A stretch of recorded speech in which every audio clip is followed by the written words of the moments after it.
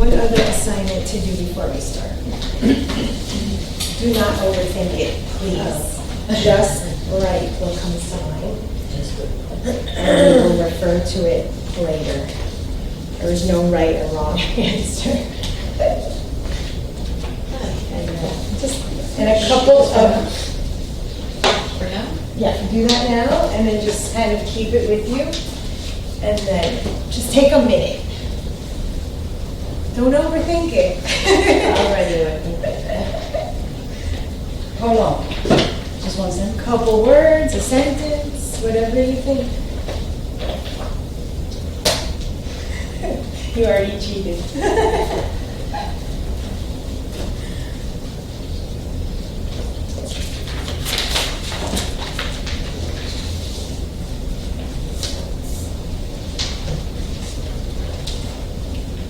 Come on.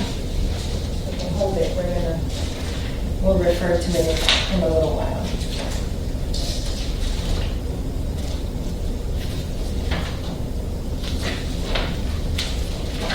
Think of it as your elevator speech. If you were telling someone on an elevator who you were.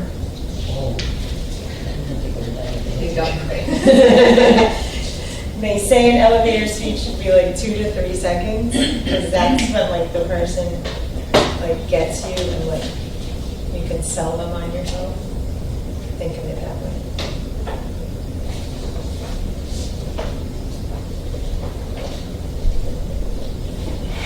You have to know the answer. There's no wrong answer, Mila. I'm done. Okay, hold it. Just put it aside. We'll get to that later in the class. But I don't want you thinking about it.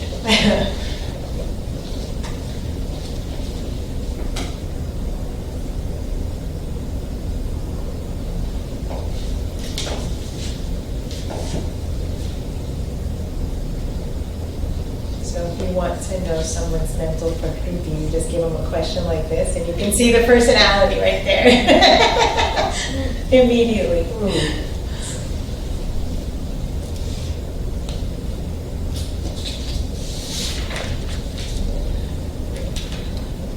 Okay, who's left, Ashley?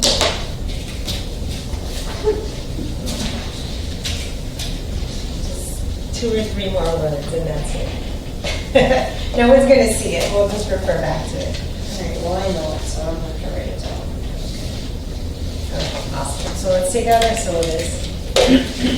So this is Ayurveda psychology. And I want to preface that this class, I will give you the concepts and I'll give you the terms, but really I want this course this month to be a month of self-discovery. So in class, we'll do activities that you question yourself or that you look at yourself in a different way. And we'll start looking at things from a different perspective. So we'll be engaged in activities that way throughout the month. So of course the concepts are important. But really I want you to take away, it's really important for me that you take away some self-growth and some concepts for your own sort of psychological growth. Okay. So the objectives of the course, we'll talk about Eastern and Western concept of mind.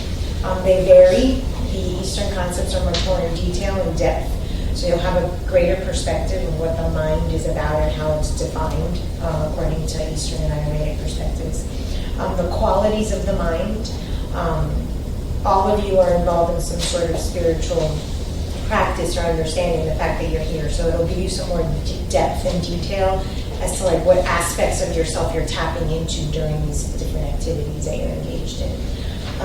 You'll assess the mental prakriti for your clients, and we do have a form for that, and we'll be doing that on each other, so you can kind of see how that's done and the questions that you ask. Evaluating the health of the chakras and the nadis, so we will go in probably next weekend.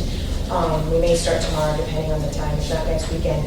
The energy body, how the energetic anatomy of the nadis and the chakras. And one of the things I want to teach you guys is how to assess your own chakra health that you could do quickly every day, and actually like clean your own energy body and move forward, so that you have that sort of tool, at least superficially. And then understanding the koshas or the sheets that envelop us. Okay, so these are the objectives for the course. the readings I had sent you earlier last week, there is an additional reading assignment. It's an article that's free online. I highly recommend it. It talks about the extensive research done on Ayurvedic psychology and the energy body. It talks about the koshas, it talks about the chakras, it talks about the mind. It's about 3 or 4 pages, and you can download it for free, and I highly recommend that you read it for a really nice synopsis. So it's under additional reading. So your assignment. So I picked 2, and you can do both if you're intrigued. You won't get extra credit, but you absolutely can do both. It would be fun. So the first one is to make a list of 3 value statements that you have, and really try to trace back where you earned these value statements. Was it something that was given to you at birth? Is it something that you heard your grandmother say? Is it something more religious or cultural? And really start to question where your values come from. And we'll talk about values and value statements and how they affect our energy health, how they affect our mind, body, spirit connection. So really take the time to think about 3 value statements. I gave an example, and it's very common. I see this in my practice a lot. Money is bad. Or money isn't spiritual for our language. And really, looking back to see where you got this, so really questioning your own sort of value systems. And then the other one is, so Vishnu in the legend says that he had a very, very expensive wedding. And so everybody has to help Vishnu pay off his wedding debt. And so the women in India let their hair grow very, very, very long. And after that, imagine how many years of being attached to this hair and caring for it and oiling it every day and so forth. They cut it off as to help Vishnu pay his debt. So one of the things is to pick something that you're attached to and try to do without it for 2 weeks and see what it feels like. Do you feel lighter? Do you feel heavier? I know a good thing. So I use the example of cigarettes or cell phone. Okay. And really try to detach. And if you can't fully, then in the paper, really experience, I tried. But after 5 minutes, I couldn't help but, play my game. Really try to get into what's happening and what you're feeling when you're trying to detach from something and how difficult it can be. So try to pick something that you know will challenge you so you can really challenge yourself. And that's what this course is all about. We will do activities that we try to meet the client where they are, which is very important when it comes to the mind and psychology. But if we don't do our own inner work, we're no good to anybody, whether it's at the physical part, especially at the mental. So that's really what I want to bring across to this class, is giving you guys some sort of activities and to really question and seeing things from different perspectives. So have fun with it, but really try to see what you can. I'm already thinking, okay, I have to come up with something too, so we can maybe share, after the final or something, what we tried and how difficult it was. So, and if it makes sense, and if you're going to ask your clients to stop something, that you should have experienced that same thing. So we want to always, try to put ourselves in the position of the client. Okay. So that's the homework and the assignment, and then the homework is just the questions. Any questions about the course objectives or what this class is about? Okay. So, I need you to just put everything away. Just a minute. And we're going to have our first activity. I'm going to give everybody something. This is individual. Don't look to your neighbor. If you want to take out a piece of paper, you can. You're not going to need it. But if you want to make some notes, it's fine. Every single one of you is going to give a presentation. Just about 30 seconds. That's what I'm going to give you. So you're going to take this and you're going to tell the class, after everybody's done, I'll give everybody about a minute, 2 minutes to do it. You're going to tell the class what it is, what it's called, and what it's for.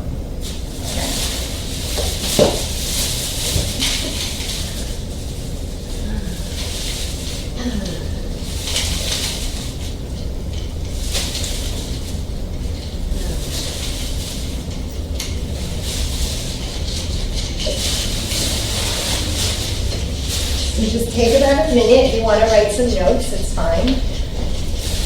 And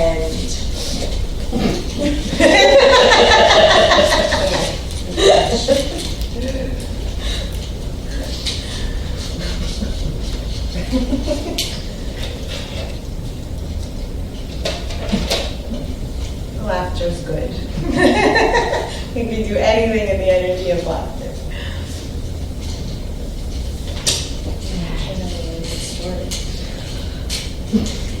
Okay, you're last. Sparta's involved. So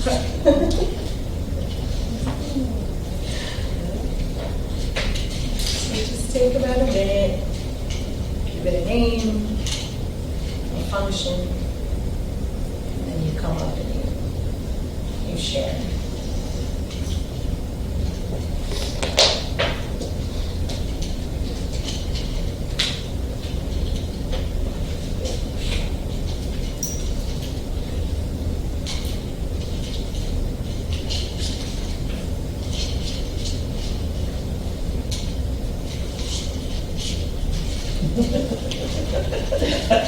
Hey, that's a good one.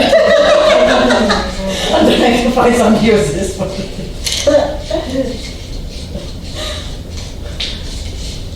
Make me last. Wait, I found the two-way one.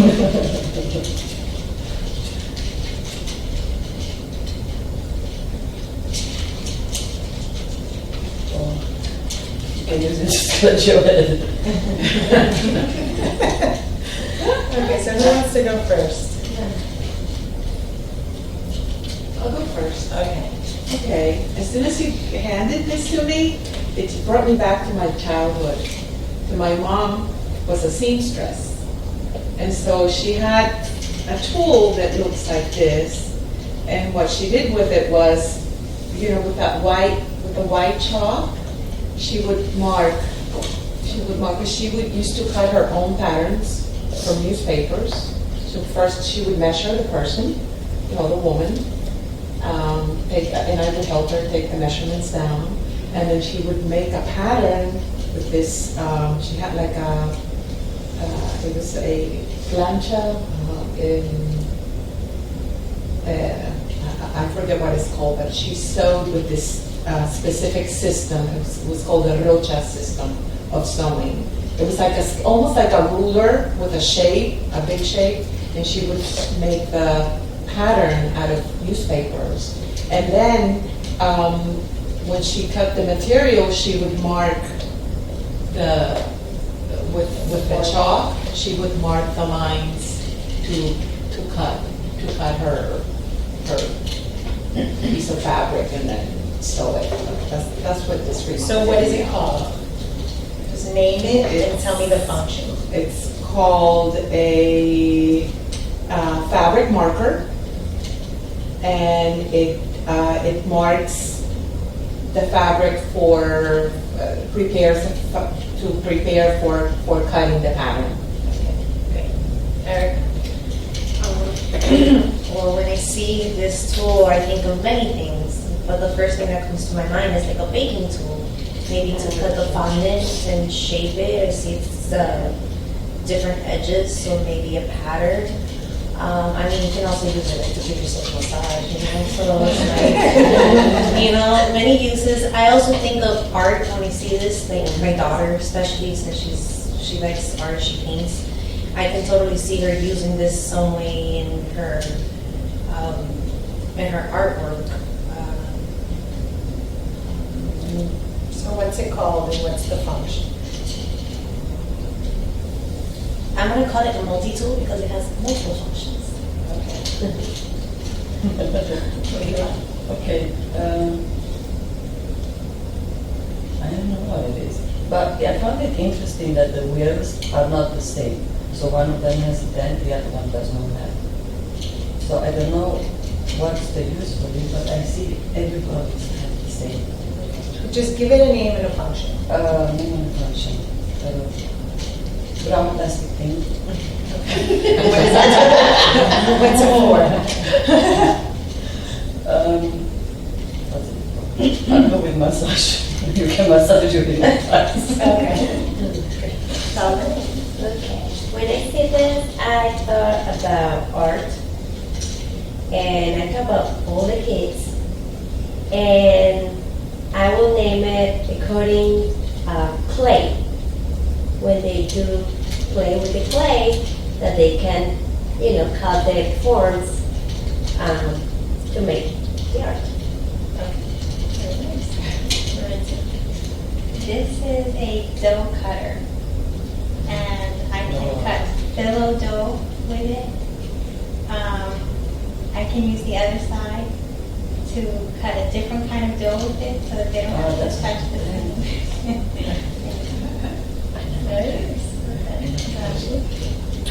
So, I worked at Home Depot for quite some time. And I rang these things up all the time, and I had no earthly idea what they were for. Until recently, my dog Sparta and my dog Skylar were playing. Really, Sparta thinks it's playing, but Skylar chases her around as if she's going to kill her, even though she's 3 times her size. And she gets very excited about this. So she's running in and out of the house, and the back door's open, and my screen door is open, so she could easily run through the door. But she gets so excited that she forgets that the door is open and dives straight through the screen. So then the screen patio has a hole in it, and I find out what these are for. So I have to go and buy screen and buy the spline. There's called something for spline applicator roller thingy. I don't know exactly what they're called, but what you use them for is you take the screen and you take the spline, which is like a rubber material, and you push in the spline with this thingy, and then you use a razor to cut the screen off. And I did a pretty good job. So that's why I know. So what does this have to do with Ayurvedic psychology? To see everyone's Perception. Yeah. That's one thing, but the real purpose of the activity is that the mind is a tool that we all have, and we have no idea how to use it. At all. Okay? But it is interesting. It is interesting, though. Well, she had encountered with it for however many months she worked it, had no interest in knowing until she had to, right? Which is often the time how that works. But it's interesting to see everybody's style of it. Like immediately you were taking to child. I was with you. I was there in the room with your mom sewing. Like, so the memory, you can see the mind where one thing just took her back to a memory and like had this whole thing. And she talked about it and how she took the measurements. There was pride in that. And you can see in a moment how you can take someone back to anything. You were like your kids. And it's got a lot of functions, like this is, and that's you. You're doing a lot of things. You were like, I have no clue. I am not about to make a mistake. I'm naming this thing. Like you start to see how people's minds work. And so this is something that you can do with a client. Like put them in, so just get an idea of where they're coming from. But the reality is that we need to study this is because the mind is a tool that we have and we should be in control of, but all of us, we really can say that, it have no real knowledge of how it works, how to manipulate it, how to use it, how to really work to our advantage. And that's what this class is about, is really seeing how the mind, the tool that's supposed to help us fix a screen or help us cut dough or whatnot, really is controlling us. And that's what we're all here, to like learn how to control this thing so that we can transcend and really find our true self. Okay, so that's the spline roller. Activity. Okay, so that's something I didn't remember about the Home Depot. And I was trying to think, I remember that in your interview, you were like, I did all this stuff in my house. I go, but she lives in a condo, she doesn't have screen. I had forgotten, but I was like, if anyone knows, actually. Because I spent so much time in Lowe's and Home Depot, like for 2 years it was my mall. Like I was there twice a week, but never came across I this. remember that from the interview, and I was trying to think of everybody who might know. But that right there, you can see just in like one thing, where our priorities are, what our reference points are, how our mind takes us back to things. So just in things like this, you really get a feeling for who is who, and where the mind goes and where we put our values or what our perception is and things like that.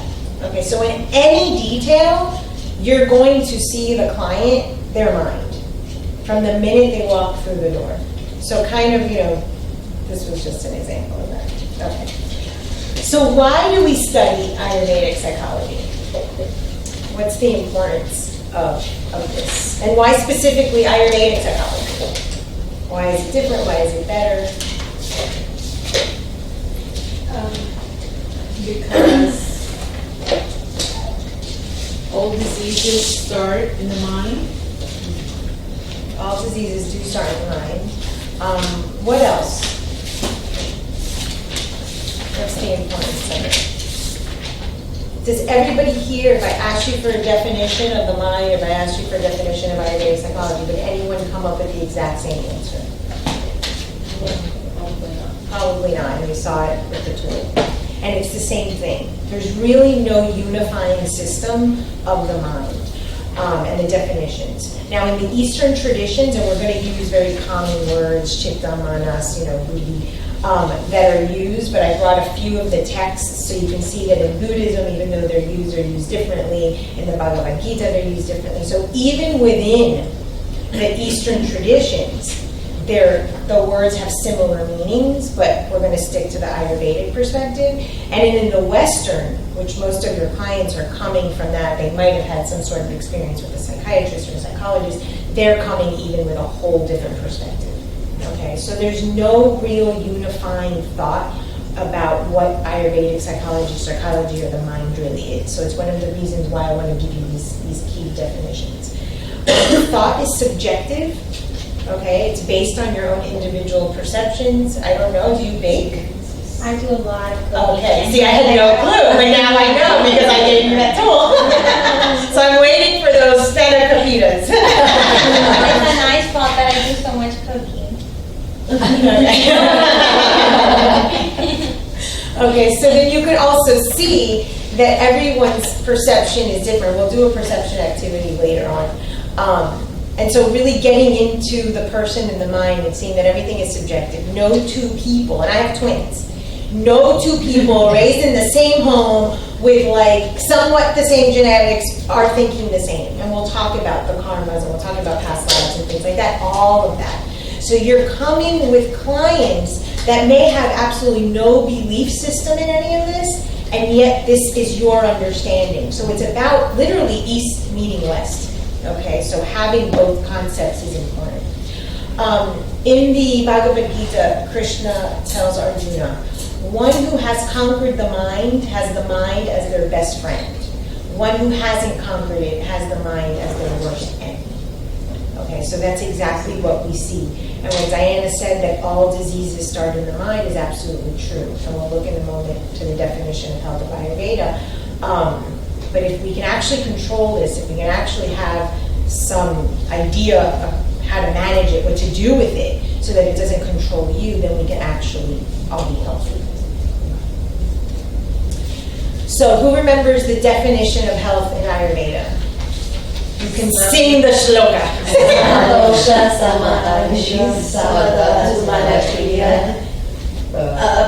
Oh my God.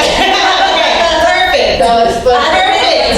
That's perfect place to stop. Okay. We have up to now covered the Agnis, the Malas, the Doshas, but we have not covered the end of it. Indriyas and Manaha. The senses and the mind. And you need calm senses and a peaceful mind for health. And so oftentimes we forget about that part of it. We're so into like the herbs and the food and the doshas and what's this? And it's like, where's the mind in the picture? But in the definition of health, Ayurvedically, you have the mind as a huge component. And so we've covered all of these. So this is like kind of that last piece of the puzzle that is to complete that definition, okay? So why is, in Ayurveda, mental health more important than physical health? Because the mind controls the body. The mind controls the body. Can anyone think of a disease that is not related to the mind? A cause of disease? What are like general categories of disease that we think of? I don't know, fungus, I don't know.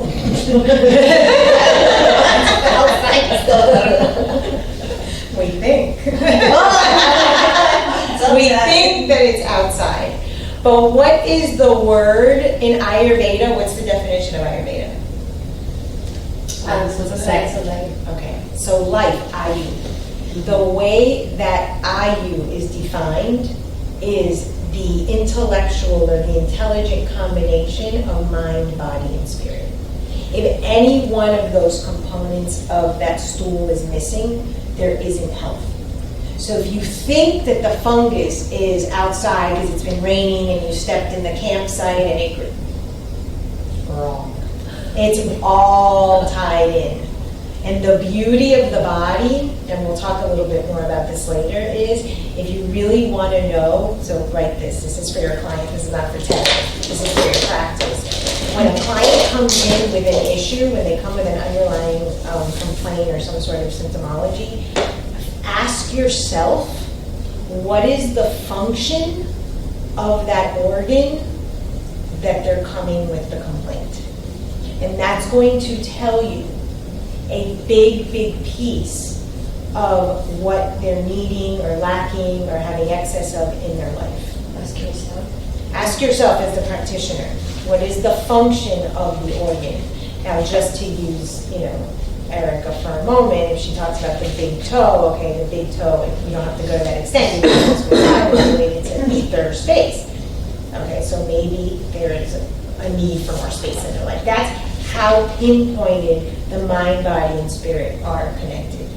So when you have a client, and you ask them what they're coming for, or when they sit with you, just take a second to ask yourself that question. What is the function of this organ as I see it? And that gives you a little insight to their mind, to what they need more or less of in their life. So it's just kind of like a little, thought there. So just kind of keep that as a mental note. So when we talk about mind, body, spirit, everybody talks about this. We sit until we're blue in the face and we talk about mind, body, spirit. What are we talking about? What does it mean?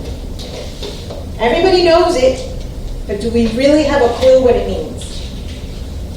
The connection that gives life. I don't know that. I've seen this before. This triangle. Well, this is the triad. Okay. Okay. So actually the triangle or the force of the triangle is like the strongest force. Okay. And really there's a law, a metaphysical law called the law of octaves, and it's actually built on the musical scale, do, re, mi. The number 3 in numerology. We know we need 3 for change. Okay, so we think of Brahma, Vishnu, Shiva, we think of Father, Son, Holy Ghost. You're always going to find a triad in any philosophy or religion that you study. Because we know, as in physics, that you need a positive force, a negative force, and a neutral force. You need those 3. Without that, nothing can happen. Okay? So in Ayurveda, when we're talking about health, we're looking at the triad of mind, body, spirit. We can look at it as just pranas. We can look at it in so many different ways. But what does it mean? Really, when you sit and say, I study mind, body, spirit medicine, you're here, you're all paying to come to school to study this, what does that mean in your life? How does that reflect or not reflect in your life? Have you ever thought of the definition of what it really means to live with the mind, body, spirit connection or to live out of it? So what do you guys think? It represents mostly balance. Okay, balance of the 3. Like you can't have strength in any of them if they're not all in balance. Okay, so balance is a key thing. Health is defined Ayu as the life, as a balance of the 3. So they're always related. They're always found with one another. Always. So we talk a lot about like the Saptic mind, or we're always dealing with these three, and we'll talk about that when we go to, Sattva, Tamas, and others. But what else? In your life, how do you know that your mind, body, and spirit is in balance? What does that look like? Is in balance. Is in balance, or that you're living that you're living in life. When you live a healthy life. What does that mean?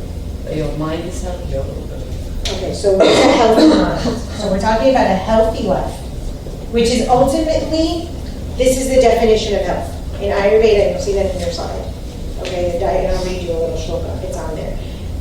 The definition, of health is to have these three working concordantly in harmony. But what does that look like in someone's life? Like, really think about it.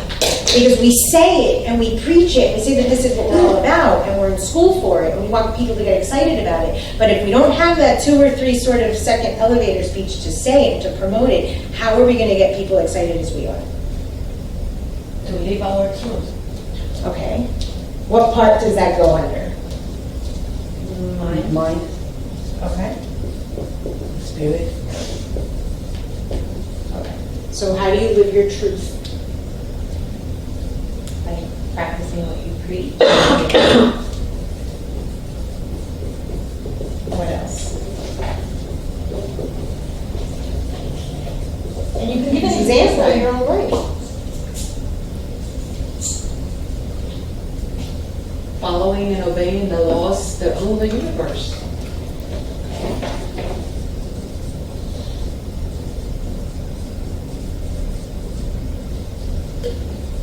What else? Can you give concrete example? Doing yoga practice. Okay.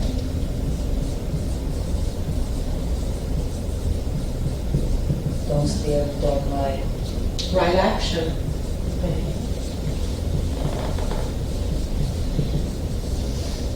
Meditation.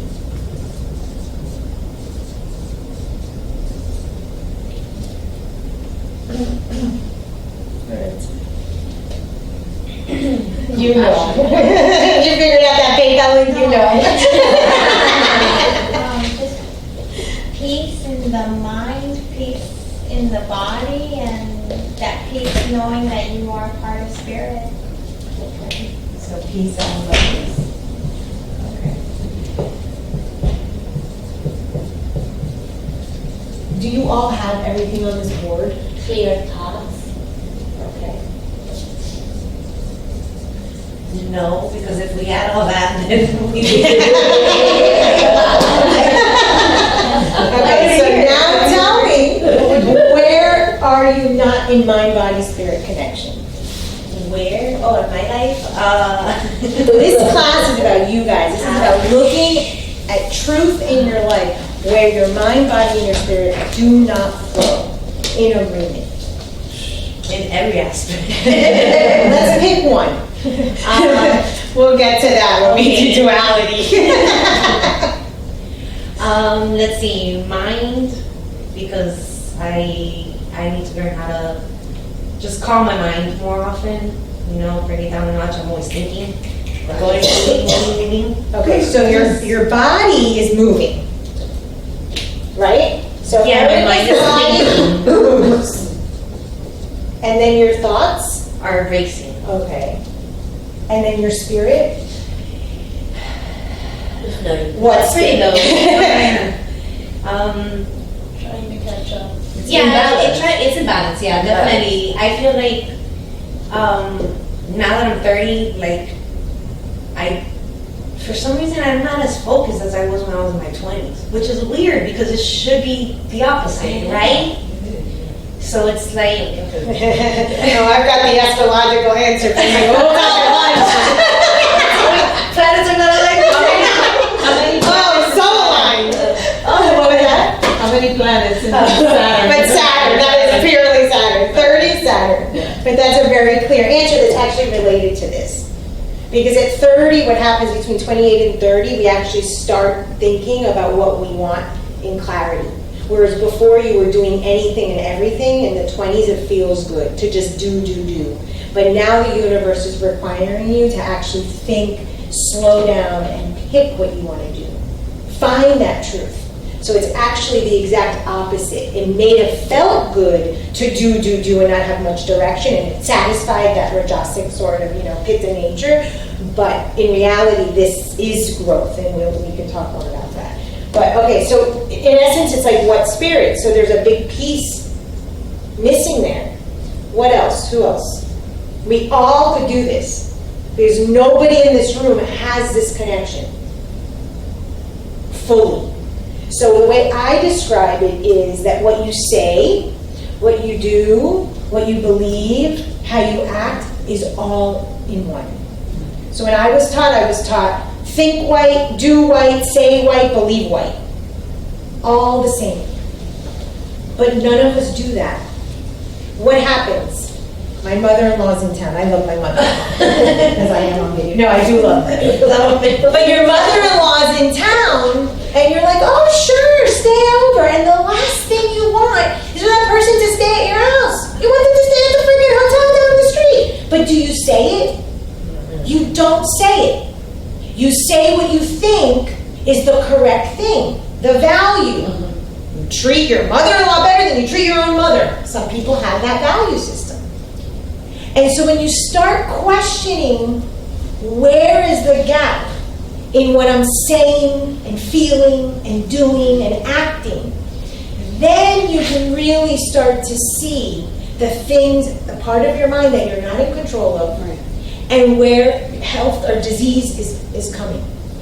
Then you will see it in the body. And we'll go through those. Okay? But that's the first thing you have to do, is where is your mind, your body, and your spirit not in harmony? Where is the gap? And every single one of us has more than one situation. I use that as a situation. It's a funny one, but it's a true. We always do that. It's like, oh, you give your mother-in-law the better gift at Christmas. You tell them, yeah. Or you're talking to someone on the street, and you're like, oh, yeah. And inside you're like, oh, my God, this person is so full of themselves. But you're like, oh, sure. That is illness. The minute that we do that, we are literally betraying ourselves. That's when we get to the chakra part, you will see in somebody's chakra exactly, and it's related to the illness. What haven't I said, or what don't I want to see?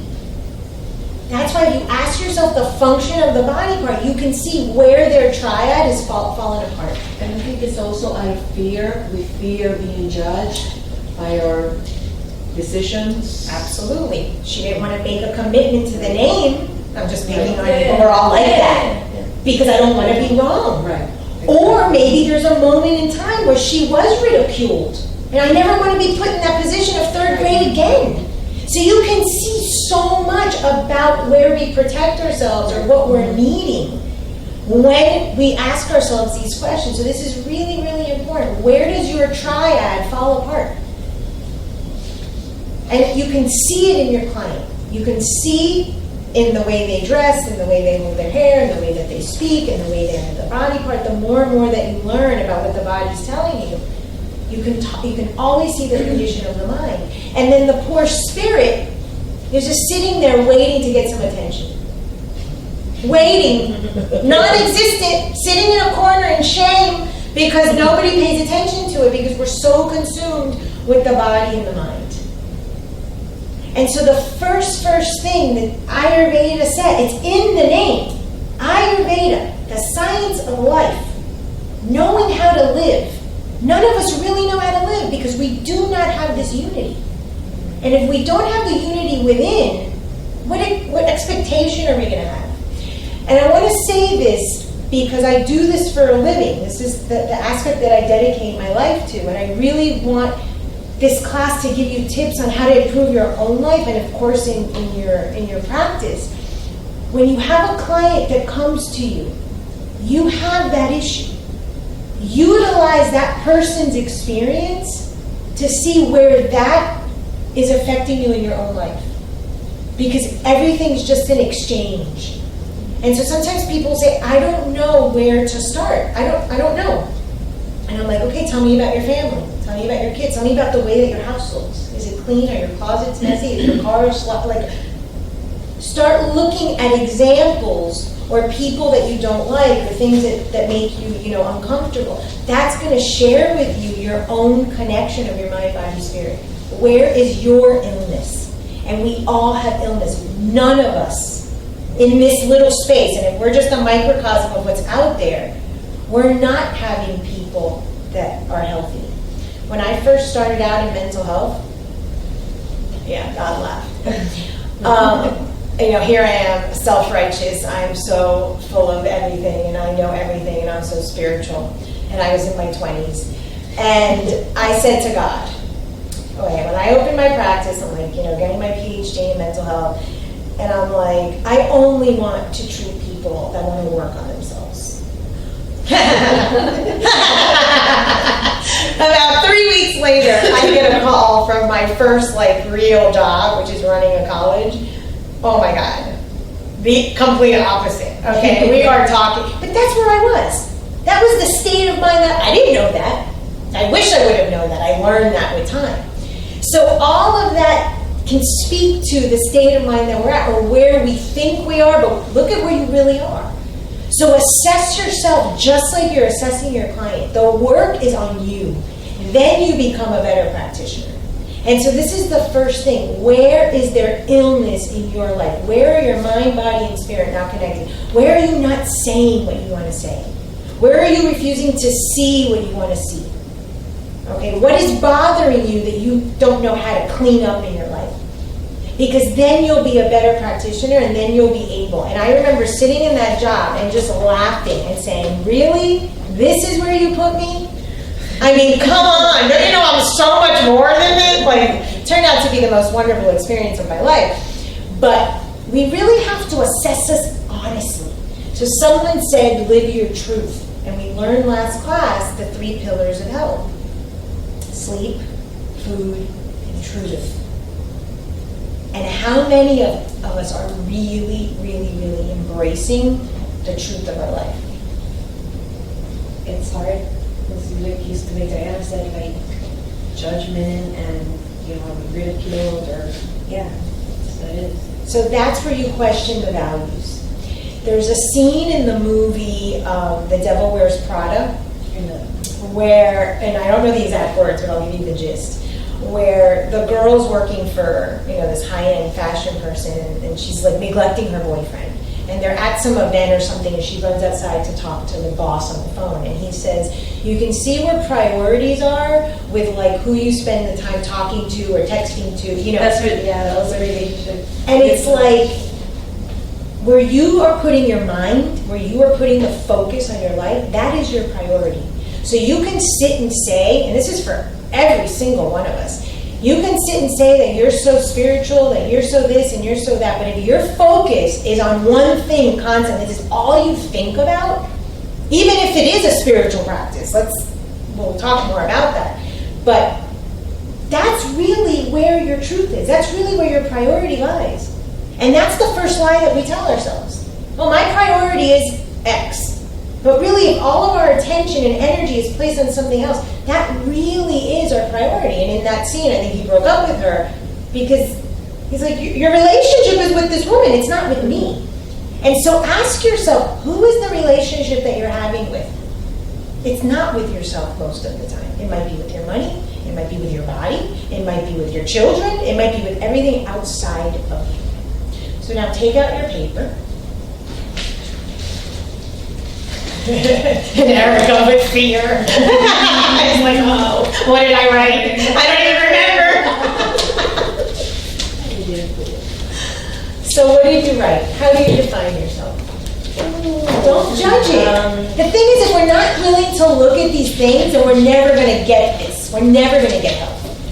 I wrote sensitive, caring, loving, withdrawn, cautious, always trying to help, and then making everything happen. There's a lot of judgment about yourself today.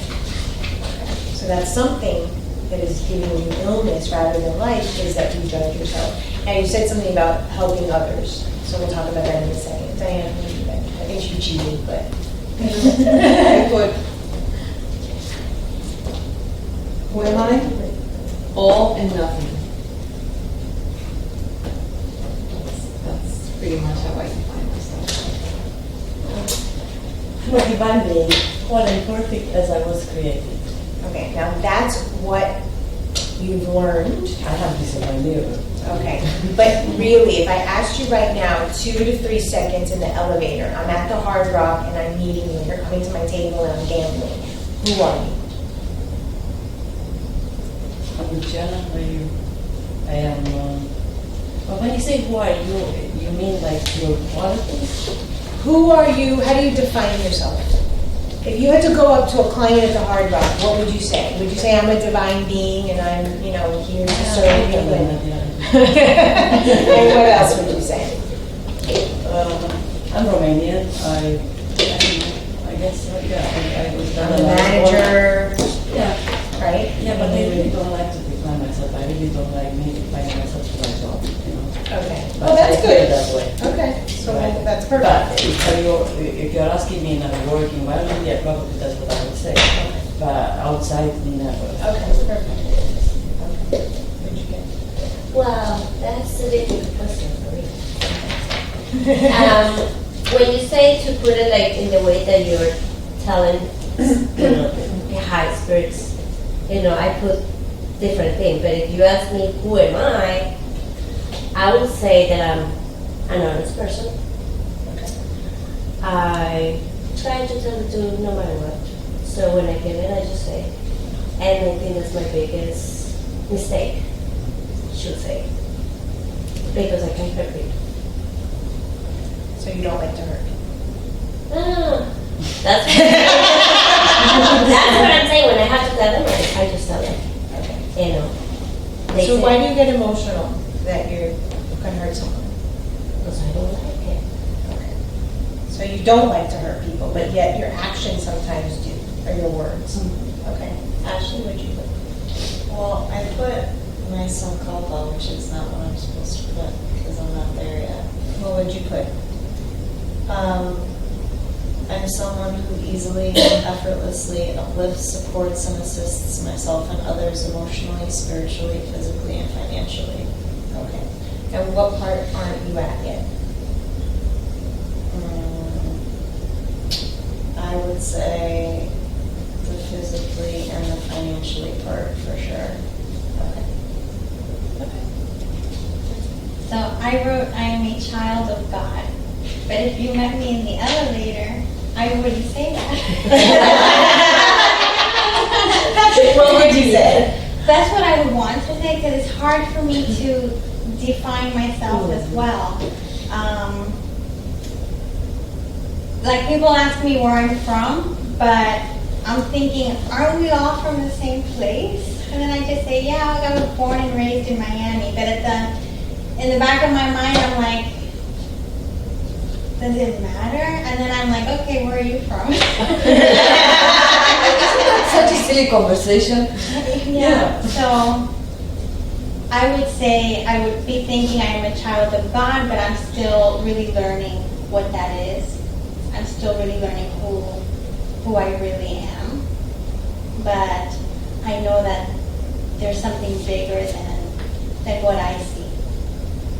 If I met you in the elevator, I would say, well, my name is Maritza, and I'm married. I work at a library, and I'm studying holistic medicine. Okay. So everyone pretty much starts talking about like their higher self or their spirit, how they want to be able to hold themselves in the world. But most of us will, depending on who we're talking to or judge ourselves, will be like, oh, I'm not going to say that to that person, or that doesn't sound right. Okay, like I would say I'm a mother. I'm a mother. Like it owns me. Like that's just it. I know my higher meaning, but I've got 3 brats that own me. Okay, and we would say that if you're a mother, you might talk about your parents. I'm the daughter of.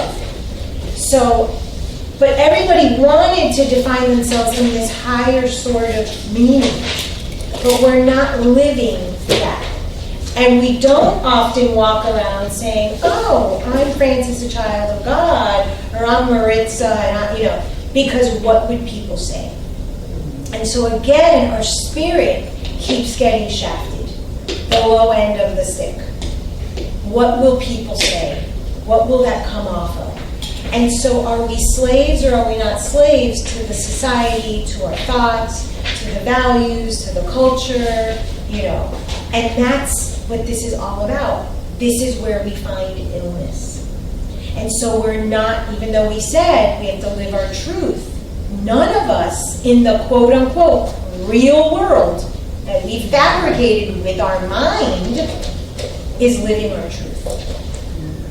And so how hard is that? And we're all here working on a yogic path, studying Ayurveda, and how hard it is for us. Imagine the person that's an engineer or a construction worker or a teacher to come to your practice and you're going to start filling them with like Om and, you have to sit in silence and talk to your spirit and settle your mind. So we have to really be realistic about where we're at so we can see where we can help someone else. So look just with this triad, what can you do? And we'll do a duality exercise later. What can you do to get closer to your triad being stronger? Right now, the legs on your stool are really weak. If someone sat at the bar stool, they'd sue you because it collapsed. Because it's really just on these principles that we want to believe. Why do we say namaste? I honor you. You honor the light or the God in me that I see in you, right? So we know this, we believe this, but most people are like, oh, namaste, namaste. Mm-hmm. But namaste, and then, let me tell you about the new car I got. Not, namaste, your spirit, etc., etc. And so we say things, in Spanish we say de boca para afuera, like from the verbally out, but we're not feeling it. And so if we're not feeling what we're saying, we're not in harmony. If we're not saying and doing the same thing, we're not in harmony. So just with saying and doing, how many people say, I want to do yoga, or I want to meditate? How many things do you probably tell yourself on a date, I'm going to do this, and you don't do it? At that moment, there's illness created. At that moment, in your body, what you dishonored, your mind and your spirit, started creating a cancer cell somewhere. This is the importance of this triad. And so even if it's the small steps, finding one tiny thing that you can do, say, honor, feel, white, across the board, that's already the beginning of starting health. So I know Anaya said it, I know Jesus has said it, I'm just here to reiterate. If you can bring your client to one tiny change that seems insignificant, you've already started creating health in you, first of all, and in them. Because we come oftentimes with like these global, I save the world. I wanted to save the world. And look where I ended up. You start with yourself. If you save you, you save the world. And so we really have to start looking at ourselves in these minute details that we are not honoring, that we're dishonoring, that we're betraying ourselves. Because really, we're not solid in this pillar. We're not solid in this triangle. Now, when that is solid, that's the strongest structure on earth. It's why Shiva, you see these Shiva statues, the way that the sitting in the lotus is this triangle. It's the force, the pyramids. Because when we're really sitting or standing in our truth, living it, saying it, speaking it, feeling it, nothing can knock us down. So little things can really take us to a place of health. And that's what we want to focus on. Okay? But you really have to start thinking, where are you not living life? Where are you creating health or disease instead of health in your own life, so you can start to see why things don't work out. Okay? So Erica, Saturn just wants you to slow down so that you can so you can get there. So you're right on track. So Think of causes of disease related to the mind. Our eating patterns, our preferences, our sleep patterns. I haven't slept all week. Gee, I wonder why. I mean, we can look at these things. They're telling us constantly where we're at. Addictions, any sort of addiction. Now, addiction is an extreme behavior of any sort. What we do is we judge what is good and what is bad. But perfectionism is just as bad as being a sloth. It's still an extreme. So any sort of addiction or compulsion of any extreme. Sexual behavior. Anger, hatred, delusion, illusion. Anxieties. All of these are causes of illness. They start in the mind and they seep into the physical body. So illness always starts in the mind. And so if we look at someone as only as a physical body, or we look at ourselves only as a physical being, then we're missing a really big part of the triad, but a really big part of the picture. So I really want you guys to look at, when you guys do your constitution with one another, and on next weekend when we have our client come, even though you're going to do, your assessments based on, tongue and tongue, look at the mind. I know that you guys started to, at least with the woman that came that last time, I heard a few of you really, like she's depressed, the way she held her body. Like that's a skill you really want to develop, because the person is already telling you, even when they call to make the appointment, the way they leave a message, the way they talk to you on the phone, you can already see the mental state of that client. So you really want to pay attention to these things. And if you sit and observe, you'll see that people are telling you everything without even having said a word. That's the beauty of the mind when you really understand that. So I put that probably the only thing that isn't related to the mind, and I personally don't believe that, but if we had to look at it globally like Erica's fungus, I would say natural causes. But I'll throw that in there as a disclaimer, okay?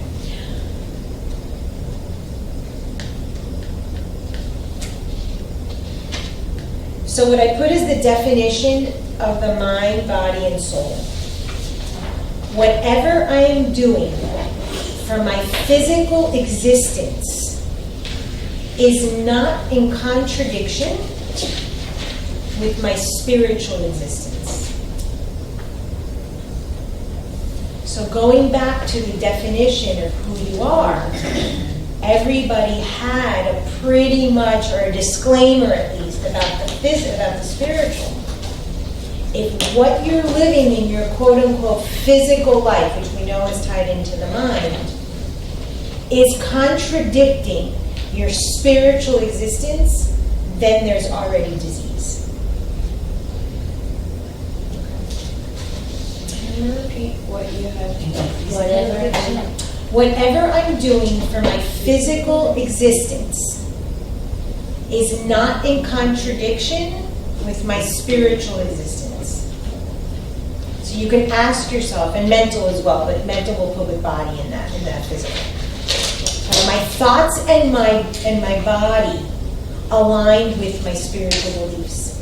Now, the first day of class, you guys were taught Sankhya philosophy. I am a huge believer that we all need a philosophy of life. And most people do not have a philosophy of life. They don't.